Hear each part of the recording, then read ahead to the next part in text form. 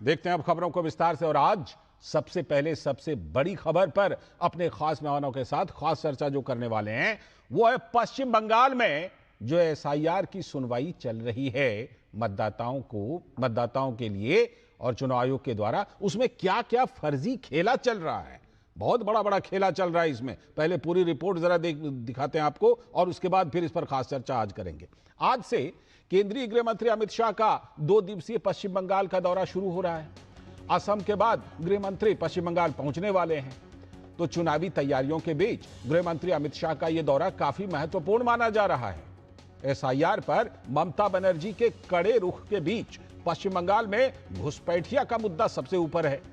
मुख्यमंत्री ममता बनर्जी अवैध घुसपैठ की बात को सिरे से खारिज कर देती हैं और चुनाव आयोग पर उल्टा जेन्युइन वोटर के नाम काटे जाने का आरोप लगाती हैं।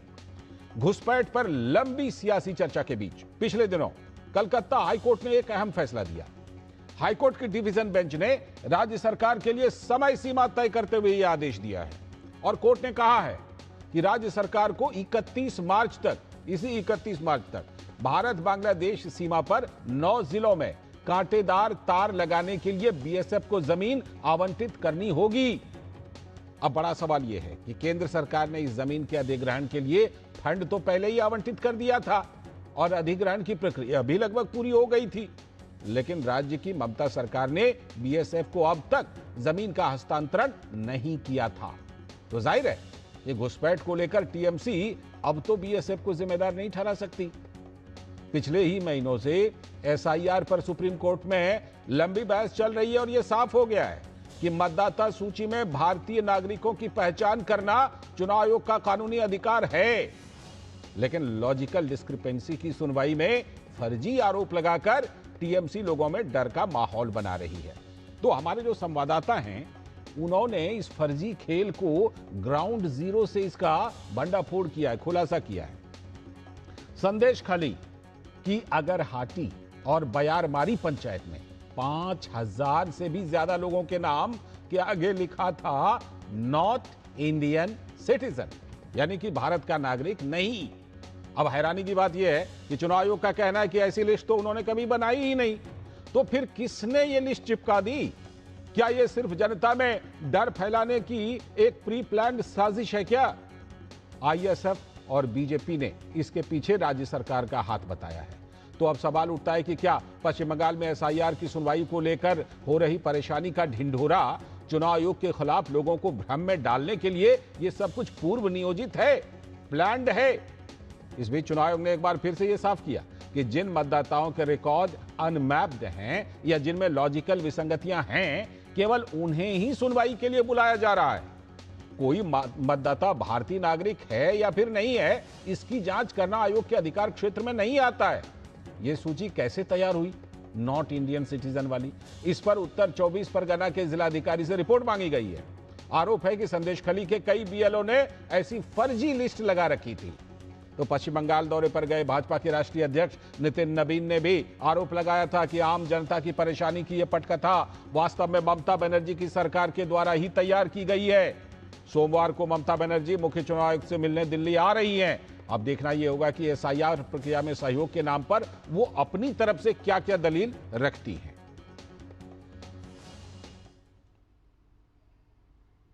तो दलील तो ममता बनर्जी बाद में रखेंगी, कुछ बातें हम आपको सुनवा देते हैं। पश्चिम बंगाल की सीएम ममता बनर्जी का कहना है कि अगर हम 30% के किसी समुदाय के आदमी से झगड़ा करें तो वो तो रोज रोड बंद करेगा ही। सुनिए जरा एक मुख्यमंत्री और गृह मंत्री का बयान।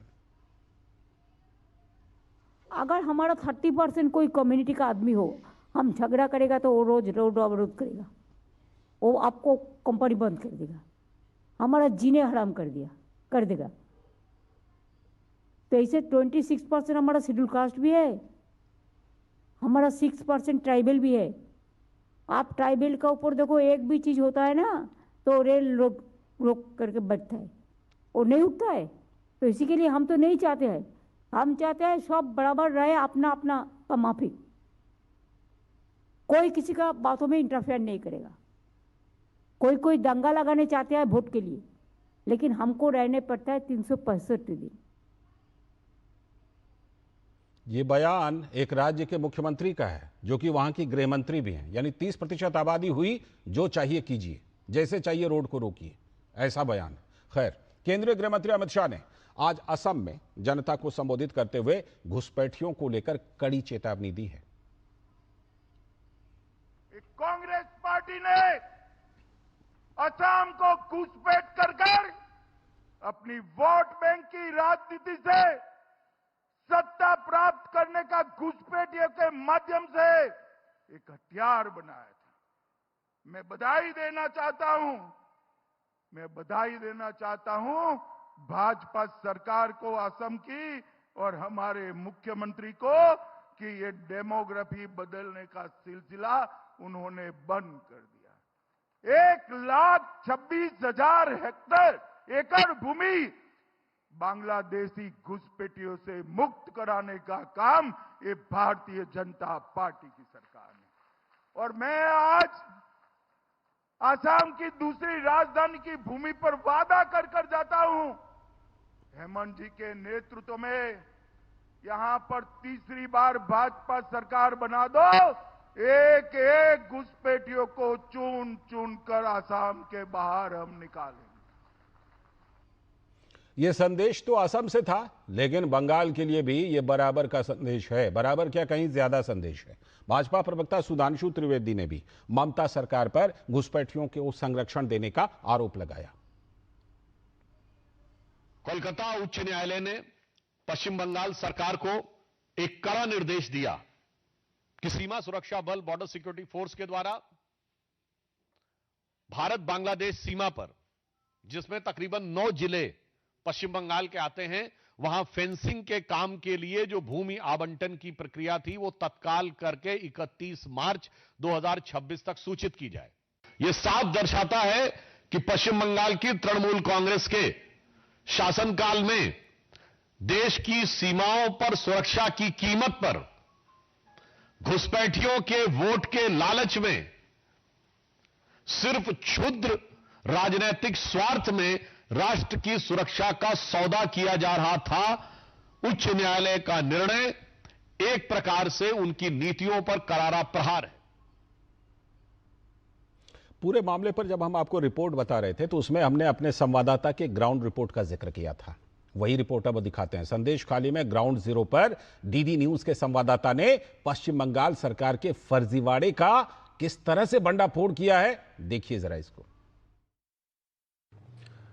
चुनाव आयोग का साफ कहना है लिस्ट उन्होंने जारी नहीं किया, फिर लिस्ट आया कहां से? इसी बात का खुलासा करने के लिए हम पहुंच गए हैं बीएलओ महंत कुमार मुंडा के पास। महंत जी, ये लिस्ट आपको कैसे मिला? ईआरओ के पास से मिला। एईआरओ के पास से? हाँ।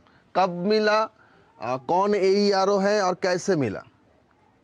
मिला 2 दिन पहले व्हाट्सएप के जरा मिला गया अनुपम सिन्हा सर के पास से। एईआरओ का नाम है अनुपम सिन्हा? हाँ। क्या कहा उन्होंने? उन्होंने बोला ऐसे कोई आदमी बस संस्था से ऑब्जेक्शन करा गया है और कुछ लोग डेथ है और ज्यादा से ज्यादा लोग? हाँ, इंडियन सिटीजन नहीं है, यही ऑब्जेक्शन मिला है। वो तो झूठा इंजाम लगाया गया है। अच्छा, क्यों झूठा क्यों बोल रहे हैं आप? ये ऑब्जेक्शन करा गया है, वो लोग अभी तक जिंदा है, घूम रहा है इधर उधर। नहीं, उनको तो कहा गया कि नॉट इंडियन सिटीजन। वो तो मैं तो यही का आदमी हूँ, यहीं पे आप पले बड़े हैं। हाँ। बीएलओ का साफ कहना है कि जो लोगों का नाम इस लिस्ट में है वो यहीं के लोग हैं। तो फिर वही सवाल घूम फिर कर आ रहा है कि इरादा क्या था? राकिब के कैमरा पर्सन राकिब के साथ सौरभ दत्ता, डीडी न्यूज, कलकत्ता। सवाल तो इरादों पर ही है कि इरादा क्या है ऐसा खेला खेलने का। लेकिन लोग जो पश्चिम बंगाल के और खासतौर पर संदेश खली के जो लोग हैं, उन्होंने न्याय की अपील की है। उनकी बात सुनिए। किसी को नॉट इंडिया सिटीजन लिख के दिया। ये लिस्ट कौन बनाया, किसने बनाया? वोट कमिश्नर जो है, हम उसका पास पूछना चाहते हो ये किसने किया? आप बोल रहे हैं जो मैंने नहीं किया, मैं इसके बारे में पता नहीं है, तो ये जवाब तो उसके पास से जनता चाहिए। चुनाव आयोग से चाहते हैं संशोधन तो होना चाहिए। चीफ इलेक्टोरल ऑफिसर को जांच करना होगा किसने इसको बनाया।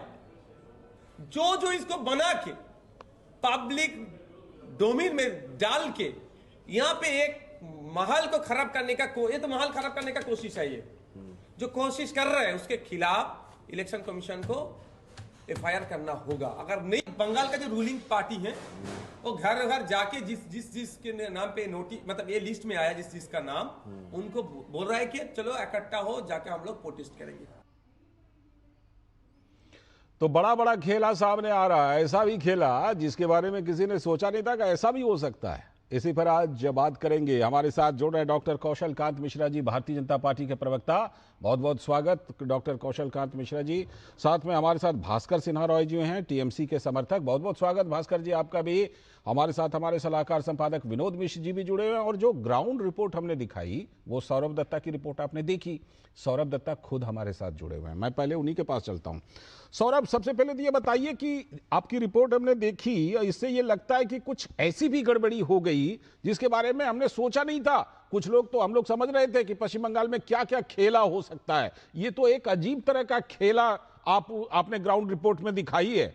ये बताइए इस खेला का मकसद क्या था? इतने लोगों को नॉट इंडियन सिटीजन ये करार देने का मकसद क्या था? और खेला के पीछे कौन हैंडल घुमा रहा है, जरा ये बताइए।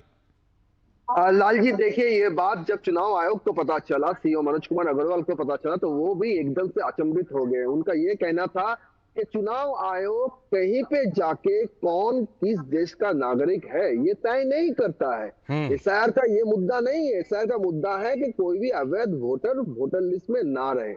तो उसमें कौन कौन देश का कौन नागरिक है ये जांच चुनाव आयोग नहीं करता, और चुनाव आयोग ऐसा कोई इंस्ट्रक्शन भी नहीं दिया। इसलिए चुनाव आयोग ने तुरंत नॉर्थ 24 परगना का डीएम से एक रिपोर्ट मांगा है। और दूसरी और है, जब इस बात को खुलासा करने के लिए जब हम यहाँ तक पहुंचे, सुबह जब पहुंचे, एक एक घर गए, एक एक बासिंदा से मिले, गांव वाले से मिले, तो तब जाके हमने इस बीएलओ को ढूंढ निकाला और बीएलओ महंत मुंडा, उनसे बात हुआ। तो वो कह रहे हैं कि उनके पास इंस्ट्रक्शन एईआरओ अनुपम सिन्हा ने दिया। एईआरओ अनुपम सिन्हा ने क्या दिया? तो उन्होंने कहा कि एईआरओ ने सिर्फ इतना ही कहा कि एक एजेंसी ने कंप्लेंट डाला है, तो उस कंप्लेंट के हिसाब से ये लिस्ट तैयार हुआ है। अब जाके सवाल उठता है लाल जी, फॉर्म नंबर 7 को लेकर जब बीजेपी के लोग एईआरओ और ईआरओ के ऑफिस जा रहे थे, तब जाके हमने एक के बाद एक वीडियो देखा है, शायद पूरे बंगाल से देखा है, कि हर एक एईआरओ कह रहा है कि ऊपर वाला का कोई निर्देश नहीं है, आला का कोई निर्देश नहीं है, तो उनका निर्देश चाहिए। तो यहाँ सवाल ये उठता है कि आप फॉर्म 7 जो चुनाव आयोग ने नोटिफिकेशन जारी कर दिया, तब भी आप कहते हो कि कोई हायर अथॉरिटी का निर्देश नहीं है। तो यहाँ पे ये एईआरओ सज्जन, अगर बीएलओ सही बोल रहे हैं, अगर बीएलओ का दावा सही है, इसमें एक बात और स्पष्ट कर दूं, मैं जहां खड़ा हूं वो वीडियो ऑफिस है। मैं यहाँ से वीडियो से मिलने के लिए पिछले 3 घंटे से वेट कर रहा हूँ। वीडियो अपने ऑफिस में नहीं है, वीडियो अपना फोन नहीं उठा रहे हैं। समझ गया, एईआरओ के बारे में जांच करने के लिए। समझ गया। लेकिन आप ऐसे हैं ना सौरभ, आप छोड़िएगा नहीं, आप लगे तो रहिएगा, इतना तो हमें लगता है। जिस तरह से आप जुझारू के तौर पर लगे रहते हैं, मुझे लगता है आप उनसे बात करने की कोशिश करते रहिएगा। अगले स्लॉट में फिर आपके पास आ रहा हूं। विनोद जी, जो सौरभ बता रहे हैं ये तो लगता है कि बड़ा बड़ा खेला, ऐसा भी खेला जिसके बारे में सोचा ही नहीं था कि ऐसा ऐसा खेला होगा। और जितना सा अभी हमको सौरभ दत्ता ने बताया, वो लगातार कोशिश भी कर रहे हैं कि और इसके बारे में पता करें। क्या लगता है, क्या मकसद इसके पीछे रहा होगा? नॉट इंडियन सिटीजन इस तरह के लिख करके देने, लोगों में एसआईआर के खिलाफ गुस्सा को भड़काना, इस तरह का कोई मकसद रहा होगा क्या? लाल जी, ये डीडी न्यूज की एक्सक्लूसिव रिपोर्ट है जी, और हम सबको, कम से कम सौरभ को इस बात के लिए इस ग्राउंड जीरो पर, वो भी संदेश खाली में पहुंच के ग्राउंड जीरो से इस रिपोर्ट ने दी है। मैं कहता हूं कि उसने बंगाल में एक बड़ी अनहोनी से पहले उसने एक पर्दाफाश किया है जी। हम लोग सौरभ को आज सैल्यूट कर सकते हैं, बेशक, कि एक बड़े झूठ को उसने पर्दाफाश किया है। ये झूठ मैं इसलिए कहता हूं, भास्कर जी भी सुने, कम से कम ये लॉजिकल डिस्क्रिपेंसी में प्रॉब्लम्स के नाम पे ममता बनर्जी और टीएमसी की सरकार ने कई जगह कंप्लेंट की है, उसमें सुप्रीम कोर्ट भी है। चुनाव आयोग में भी उनकी टीम एक से पहले मिल चुके थे जी। क्या ये लॉजिकल डिस्क्रिपेंसी पे जो सुनवाई है, उस सुनवाई को बदनाम करने के लिए और उस सुनवाई के पूरी तरह से आप चाहते हैं उस प्रक्रिया को ध्वस्त करने के लिए इस तरह के लिस्ट बना बना के लोगों के बीच में ले जाएंगे और उसको बताएंगे कि आप सिटीजन नहीं है, तो सोचिए उसका रिएक्शन क्या होगा। बेशक सोचिए उसका रिएक्शन क्या होगा। जो ममता बनर्जी कहते हैं कि कह रही थी, अभी आपने साउंड बाइट सुनाया कि जिसकी 30% आबादी है उसको अगर तुम छेड़ोगे तो सड़क जाम कर देंगे, आप कुछ नहीं कर सकते। आप क्या लॉलेसनेस की हालत बना रहे हैं एक स्टेट में चुनाव से पहले। आप एसआईआर के मुद्दे पे बंगाल में चाहते हैं जिस तरह से खून खराबा, उसका ये पहला एग्जाम्पल है जी। सौरभ दत्ता को मैं सैल्यूट इसलिए करूंगा कि उसने एक बड़े झूठ का पर्दाफाश किया है। ग्राउंड जीरो पे पहुंच के अगर ये बात अगर कोई ऐसे कहता तो लोग नहीं मानते, लेकिन उसने बीएलओ से भी बात करके उसे जस्टिफाई किया। हो सकता है वीडियो उस बात की गवाही ना दे, वीडियो उसे ना मिले या उनकी हिम्मत नहीं है, वही ईआरओ होते हैं और वो बीएलओ कह रहा है कि हमको ईआरओ की तरफ से ये लिस्ट मिली थी। तो आखिर ये साजिश क्या है? ये साजिश का खुलासा ममता बनर्जी जो आरोप लगा रही थी एसआईआर पे, क्या कल से इलेक्शन कमीशन को मंडे को आ रही है मिलने के लिए, इसका जवाब दे पाएंगे? बिल्कुल, वो आ रही हैं, जवाब उनसे जरूर पूछा जाएगा और क्या वो तर्क रखेंगी। फिलहाल उसके बारे में भास्कर जी तो हमें बता ही सकते हैं। भास्कर जी, ये क्या चल रहा है? भास्कर जी, एक तो देखिए कि जो अभी ग्राउंड रिपोर्ट का खुलासा हमारे संवाददाता ने किया है, उसके मकसद के तौर पर पहली बार में तो यही समझ में आ रहा है कि लोगों को भड़काना। ठीक, एक तरफ इसको रख लीजिए, दूसरी तरफ मुख्यमंत्री, राज्य की गृह मंत्री बयान दे रही हैं कि जो भड़क गया तो वो क्योंकि 30% या कितना प्रतिशत है तो वो तो रोड ब्लॉक करेगा ही। ये मतलब पूरे दोनों चीजों को जोड़ करके देखें तो बड़ी विस्फोटक स्थिति पश्चिम बंगाल में बनाने की कोशिश हो रही है विधानसभा चुनाव से पहले।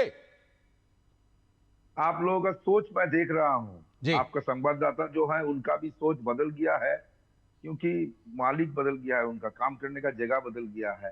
तो इसमें मैं यही कहना चाहता हूं, देखिए आप लोग जो मीडिया में जो कह रहे हैं ना, आपका सोच गलत हो रहा है, क्योंकि आपका सोच जो है वो बाकी लोगों का सोच नहीं है।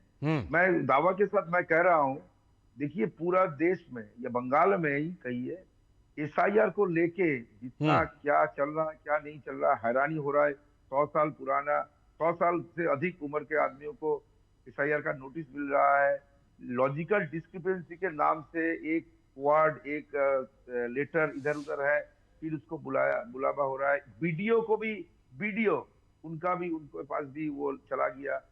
तो और सुप्रीम कोर्ट को कहना पड़ा कि इसमें साथ नागरिकता का कोई संबंध नहीं है। और बीजेपी का जो प्रचार जो है, तो आप भी बोल रहे हैं बीजेपी की तरफ से ही होता होगा कि ये जो है ये नागरिकता और साफ सुथरा जो नागरिक नहीं है उसको हटाना, उसको तय करना। आप सवाल को घुमा रहे हैं, गलत बात है। सवाल को घुमा रहे हैं, घुमा रहे हैं, फोकस रहिए जरा सा। आपने कहा हमारी सोच बदल गई है, मुझे जरा बताइए सौरभ दत्ता ने जिस बीएलओ से बात की उसकी सोच बदल गई है? जो अभी वीडियो वहां पर फोन नहीं उठा रहे हैं उनकी सोच बदल गई है? किनकी सोच बदल गई है बताइए भास्कर जी। हाँ, सोच बदलने का मैं बोल रहा हूँ कि एसआईआर को लेके जो आप जो बोल रहे हैं, एसआईआर एक प्रॉब्लम है कि नहीं है, पहले बताइए। आज ये भी तय नहीं हुआ कि 14 तारीख के अंदर ये पूरा प्रोसेस खत्म होगा कि नहीं होगा।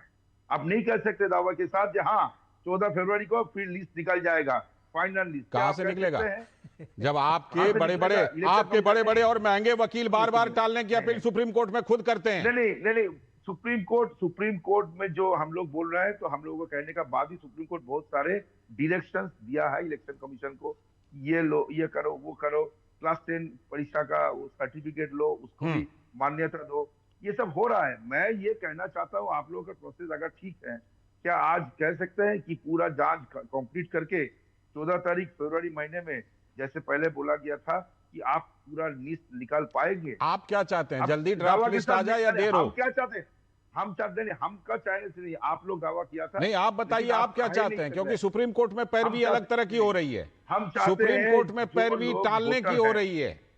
नहीं, जो लोग वोटर हैं उन लोगों को भी नोटिस मिल रहा है। आपको मालूम है कितने सारे लोगों को नोटिस मिला है, और 5 लाख लोगों को जांच करके इतना कम दिनों में कैसे ये खत्म कर पाइएगा? घुमा रहे हैं, सीधी जवाब नहीं दे रहे मेरे सवालों का। सीधा जवाब नहीं दे रहे आप। SIR को लेके आप जो बोल रहे हैं, मेरा सवाल ये था कि क्या क्या बड़ा खेला चल रहा है, और उस खेला को किस तरह से जोड़ा जाए मुख्यमंत्री के बयान से कि 30% जिसकी आबादी हो जाए वो कुछ भी कर देगा, वो रोड ब्लॉक करे, वो कुछ भी करे। ये भी आपका जो एनालिसिस है ऐसे बोले नहीं, ये क्या बोले हैं आप? चुन के आदिवासियों को घुमाइए, खूब जलेबी बना रहे हैं आप, खूब जलेबी बना रहे हैं भास्कर दादा, खूब बना रहे हैं आप। डॉक्टर कौशल कांत मिश्रा जी, मैं आ रहा हूँ, लौटता हूँ। लेकिन आपको मैं कह रहा हूँ, ये जानबूझ के बीजेपी जो कह रहे हैं उसी हिसाब से इलेक्शन कमीशन कार्य कर रहे हैं। ठीक, बीजेपी के पास ही चलते हैं। डॉक्टर कौशल कांत मिश्रा जी, ये इतना बड़ा खेला निपटिएगा कैसे? एक के बाद एक नए, मतलब जिसे कहते हैं ना, वहां जबरदस्त इनोवेशन और स्टार्टअप हो रहा है खेला के मामले में, कैसे निपटिएगा कौशल जी?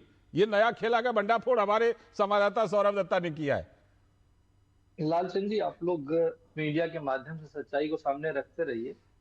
खेला से निपटने के लिए बंगाल की जनता ही काफी है, वही दिखा देगी कि हम कैसे खेला से निपटते हैं। खेला तो सिर्फ एक ही हो रहा है, ममता बनर्जी जी अल्पसंख्यकों के वोट यानी मुसलमानों को वोट को बढ़ाने की कोशिश कर रही हैं।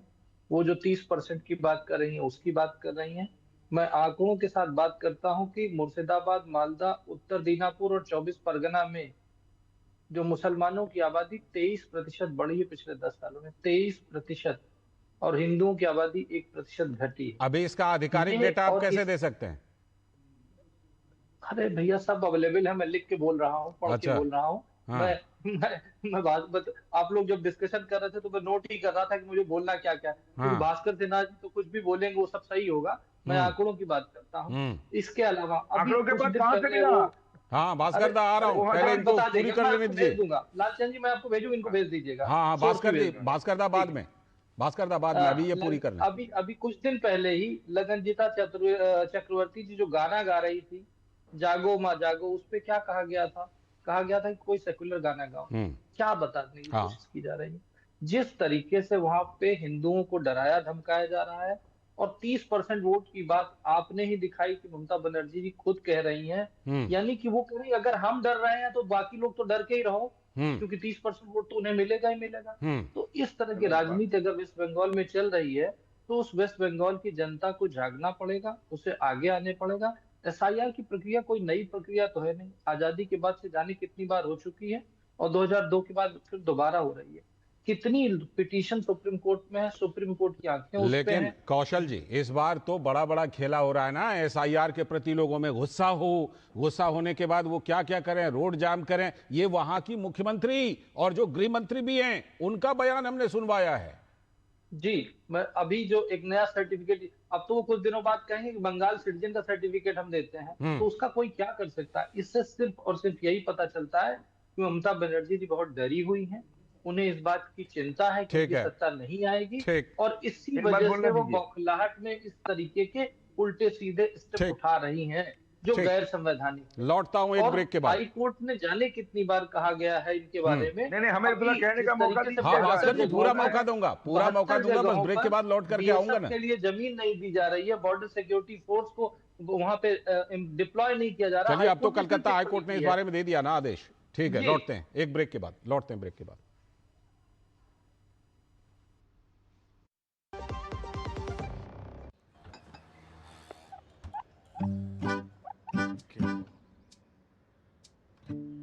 मेरा बेटा ईशान डॉक्टर बनेगा, डॉक्टर। मेरा ईशान तो साइंटिस्ट बनेगा। अब ये ईशान क्या बनेगा? ईशान कुछ भी बने, उसके साथ हमेशा है LIC की अमृत बाल चिल्ड्रन पॉलिसी। बड़े सपनों का रखे ख्याल। मेरी पसंद, मेरी पसंद, मेरी पसंद, मेरी पसंद, हमारी पसंद, हम सब की पसंद। मजबूत देश का मजबूत सरिया हो गया स्टील। टिंग टिंग, अम्मा मैसेज मैसेज। मैं आपके मौसा के चाचा का नाती का पोता, शादी का कार्ड मैसेज में भेजा है, डाउनलोड करिए और आशीर्वाद दीजिए। मैं तो आपको जानती भी नहीं, फिर भी शादी का कार्ड खोलूं? मैं मूर्ख नहीं हूँ। क्या बात है अम्मा। यूपीआई कहता है अगर कोई अनजान नंबर से फाइल या लिंक भेजे तो क्लिक मत करो और कहो मैं मूर्ख नहीं।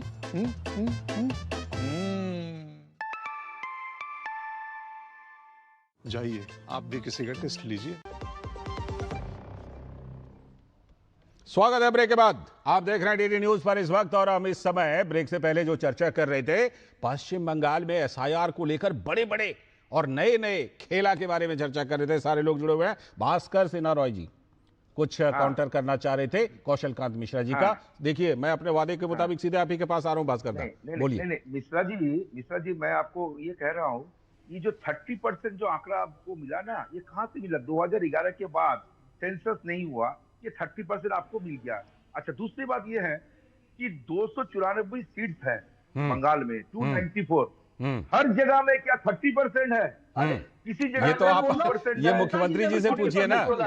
पूरा कहने दीजिए। पूरा मैं ये कह रहा हूँ कि 30% का जिक्र तो मुख्यमंत्री जी ने किया है, उनसे पूछिए। अरे सुनिए, ये क्या है? आप लोग बोल रहे हैं ना 30% वोट के लिए, ये वो के लिए 30% वोट मुसलमान लोग 30% हर जगह पे नहीं है, और हिंदू लोगों का भी वोट नहीं मिलता तो उन्होंने सत्ता पे नहीं आ पाते। ये बात गलत है कि हिंदू लोगों का वोट नहीं मिलता है, मुसलमानों का वोट मिलता है, ये आपका गलतफहमी है, मैं ये कह रहा हूँ। दूसरी बात ये है, देखिए आदिवासी लोग जहाँ है उन लोगों को जानबूझ के SC ST जितने लोगों को नोटिस मिला है, अब देखिएगा SC ST OBC अल्पसंख्यक लोगों को ही ज्यादा नोटिस मिला है, और उस एरिया में अच्छा, लोगों को इसका डेटा कहाँ से आया? और वो नॉट इंडियन सिटीजन वाले का, वो किनको मिला है नॉट इंडियन सिटीजन? अरे देखिए, नॉर्थ इंडियन सिटीजन क्या मिला नहीं मिला ये अच्छा पता ही नहीं आपको। सुनिए दादा पल्ला झाड़ रहे, वही तो हमारी आज की एक्सक्लूसिव रिपोर्ट है दादा, वही तो एक्सक्लूसिव रिपोर्ट है। आ रहा हूँ कौशल जी, आ रहा हूँ। मैं आपको सवाल दे रहा हूँ दादा, सुनिए दादा, मैं आपको सवाल दे रहा हूँ। आप बड़ी चालाकी से इन चीजों से पल्ला झाड़ रहे हैं, और आज हम आपको झाड़ने देंगे नहीं। देखिए सुनिए, मैं आपको नहीं जाने दूंगा सर, ऐसे आपसे जवाब दूंगा। आप हमारे चैनल पे बहुत सम्मानीय गेस्ट हैं, सुन तो लीजिए दादा, सुन तो लीजिए प्लीज। और अभी तो सौरभ को भी दोबारा जोड़ करके बतवाऊंगा पूरा मामला है क्या। दादा सुन लीजिए, आप ही के लिए मैं आपको लॉजिकल बात कर रहा हूँ, लॉजिकल डिस्क्रिपेंसी की बात। आप सुन लीजिए दादा, मैं आपको लॉजिकल बात कर रहा हूं, लॉजिकल डिस्क्रिपेंसी की बात नहीं कर रहा हूं। आप पिछले SIR से लेके आप सोचिए, ममता बनर्जी का आपका पहले दिन से SIR का जब अनाउंसमेंट हुआ था तब से लेके आज तक उनका बयान जो है, मैं तो कहता हूं बिहार के टाइम से सीधे है कि SIR को लेके उन लोगों को भड़का के सड़क पे उतारना बिहार के टाइम से जोड़ लीजिए उसको। और वो तब से वो सुप्रीम कोर्ट के कारण, आप सोच लीजिए इतने दिन तक कि वो चुप थी। बिल्कुल सुप्रीम कोर्ट में चूंकि ये सुनवाई चल रही थी, और सुप्रीम कोर्ट ने कल इसको कंक्लूड कर दिया है। सुप्रीम कोर्ट ने यह भी कह दिया है कि अब ये मामले, अब जो है इसमें कोई बंगाल की सरकार को कोई एक्सटेंशन की डेट की नहीं होगी, SIR अपनी प्रक्रिया अपने तय समय में होगी। सुप्रीम कोर्ट ने यह भी कह दिया कि लॉजिकल डिस्क्रिपेंसी करना चुनाव आयोग का अधिकार है। ठीक। अब आप सोचिए कि नागरिकता को लेकर जब आप बार बार कंफ्यूजन लोगों में पैदा करते हैं, चुनाव आयोग क्या कभी इस बात को कहा है पब्लिक डोमेन में कि नागरिकता टेस्ट करना, नागरिकता का सही जांच करना उनका काम है? चुनाव आयोग का काम है मतदाता शुद्धिकरण का। बिल्कुल, वो लिस्ट बना रही है, और उस लिस्ट में आप इतना झोल पैदा किए हुए हैं कि आप इलेक्शन कमीशन में लॉजिकल डिस्क्रिपेंसी पे की जो कार्रवाई सुनवाई है उसको लेके भी आप आए हैं। आप चुनाव आयोग में अभी आपके अभिषेक बनर्जी आके मिले हैं अपने पूरे टीम के साथ, और आके उसके बाद चुनाव आयोग को वहां गाली दे रहे थे। सवाल ये नहीं है, आपके पास कोई मुद्दा नहीं है, और आपके पास कोई मुद्दा इस बार तीसरे टर्म के जाने के में आपका जो एंटी इनकम्बेंसी का लोड है, तो आप वायलेंस कराना चाहते हैं और उसी कोशिश के तहत आपकी जो आप ये जो कर रहे हैं लॉजिकल डिस्क्रिपेंसी पे, आप बुजुर्ग महिलाओं को जबरदस्ती आप ला रहे हैं सुनवाई में, जिनको जबकि इलेक्शन कमीशन की मनाही है कि कोई बुजुर्ग आदमी को आना नहीं चाहिए, उनके घर पर जाएगा। आप उसके बाद भी उसको ला रहे हैं और दुनिया में मीडिया में फोटो दिखा रहे हैं कि देखो 90 साल के लोगों को सिटीजनशिप प्रूफ करना पड़ रहा है, 80 साल के प्रूफ करना पड़ रहा है। भाई चुनाव आयोग आपका भी है जी, और आप एक संवैधानिक संस्था को इस तरह से गुमराह कर रहे हैं। यही बात सौरभ दत्ता ने, सौरभ को मैं शामिल कर रहा हूं फिर से, कम से कम खबरदार किया है। पूरे मीडिया को इस खबर को देखना चाहिए। भास्कर आऊंगा, लेकिन पहले सौरभ को शामिल करता हूं। सौरभ जरा एक बार फिर से बता दीजिए भास्कर को कि ये जो खेला है डर की राजनीति वाला, ये खेला है क्या, और वो क्या लिखा गया था कि नॉर्थ इंडियन सिटीजन। देखिए 2 पॉइंट जोड़ना चाहूंगा। पहला ये है कि बीएलओ का जो बयान है उसमें उन्होंने क्या कहा है, उसमें उन्होंने कहा है कि एईआरओ ने उनको बताया कि एक एजेंसी के द्वारा वो कंप्लेन आया है। अब सवाल यहाँ पे ये है कि ममता सरकार के एडमिनिस्ट्रेशन में किस एईआरओ में इतना दम है कि स्टेट एडमिनिस्ट्रेशन से कोई ऑर्डर नहीं आया, कमीशन का कोई ऑर्डर नहीं आया, एजेंसी का ऑर्डर ले रहे हैं। ये एजेंसी कौन है जिसका ऑर्डर देना पड़ रहा है एईआरओ को? जिस एजेंसी के कंप्लेन को संज्ञान ले रहे हैं एईआरओ। यहीं पे मैं बोल रहा था कि फॉर्म 7 कमीशन के रूल्स के तहत ऑपोजिशन वाले अपना याचिका देने गए थे, तो सब एईआरओ कह रहे थे कि ऊपर आला का ऑर्डर नहीं है। तो यहाँ पे इस एईआरओ ने, अगर बीएलओ सही है, तो इस एईआरओ अनुपम सिन्हा ने कौन सी एजेंसी से ये इंस्ट्रक्शन लिया, वो एजेंसी का नाम क्या है? तो बंगाल के राजनीति में एजेंसी भी एक मुद्दा है। और दूसरी बात ये है कि नौशाद सिद्दीकी का बयान, वो भी गौर करने वाला है। उन्होंने क्या कहा है? उन्होंने कहा है कि बंगाल का जो रूलिंग पार्टी है, जब ये लिस्ट वहां पे पब्लिश हुआ, उसके बाद ही घर घर जाके वो बोल रही है कि चलिए प्रोटेस्ट करते हैं। बिल्कुल किसी ना किसी तरह से लोगों में भड़काने की बात। और बंगाली शब्द में कहूं ना सौरभ दत्ता, तो आप इस मामले को खोद करके इसके अंदर ढुकना जारी रखिए, और मुझे लगता है कि आप ढुक करके बहुत कुछ उसके अंदर से निकाल लेंगे। विनोद जी कुछ जोड़ना चाहते हैं? विनोद जी जोड़िए, उसके बाद। सुप्रीम कोर्ट ने लॉजिकल डिस्क्रिपेंसी पे अभी जो सुनवाई चल रही थी, उसमें ममता बनर्जी के ही वकील थे कपिल सिब्बल, उसके बाद सुप्रीम कोर्ट ने आदेश दिया था कि लॉजिकल डिस्क्रिपेंसी की कार्रवाई में जिनके नाम की पूरी लिस्ट लगेगी और वो ब्लॉक लेवल तक लगेगी। अरे आपके नेता अभिषेक बनर्जी से लेके ममता बनर्जी सबने सुप्रीम कोर्ट के उस आदेश का स्वागत किया था। बिल्कुल। और आप फर्जी चिपका रहे हैं नॉट इंडियन सिटीजन का। ये अपराध है सर। इलेक्शन कमीशन तो ड्राफ्ट लिस्ट के अभी उसको सुनवाई के बाद ब्लॉक लेवल तक चिपकाने जा रहा है। चुनाव आयोग खुद कह रहा है कि उसका नागरिकता तय करने का काम नहीं है, उसके हवाले से नॉट इंडियन सिटीजन। ये क्या खेला है भास्कर जी? नहीं, देखिए कौन एजेंसी क्या बोला इससे मैं जानता नहीं हूँ। मैं अच्छा, आप फिर वहां से पल्ला झाड़ रहे हैं। ठीक है, सुनिए डिस्कनेक्ट कर रहे हैं वहां से। ये है कि आपके पास अगर नोटिस मिल जाए तो आपको अपना क्या प्रमाण करना पड़ेगा? कि नागरिकता ही प्रमाण करना पड़ेगा? क्या चाहते हैं आप? आप तो जिसके पास ही नोटिस भेज रहे हैं वो बोल रहा है वो भारतीय नहीं है, नागरिक नहीं है, रोहिंग्या है, ये है, फलाना है, बांग्लादेशी है। कहने का मतलब यह है कि आप बांग्लादेशी है कि आप बांग्लादेशी नहीं है, भारतीय है, क्या है, नहीं है, इसके साथ ये नोटिस का क्या संबंध है? पहला बात यह कि आपका नाम में कुछ है। अच्छा, एक आदमी का 6 लड़का है, तो उसको नोटिस मिल गया, तुम 6 लड़का काहे पैदा कर दिया? कौशल जी का काउंटर। तो ये इसका जवाब दीजिए। कौशल जी आपका जवाब क्या नोटिस मिलेगा, काहे मिलेगा? कौशल जी का जवाब। अरे भास्कर साहब, आपने अभी तक एक भी शब्द नहीं बोला नॉर्थ इंडियन सिटीजन सर्टिफिकेट। मैं तो बार ये तो दूसरी बार भी तीसरी बार में भी नहीं बोला। डिस्कनेक्ट कर रहे हैं अपने आप को, कह रहे हैं हमको जानकारी नहीं है। अब आप बात हमें जानकारी नहीं है।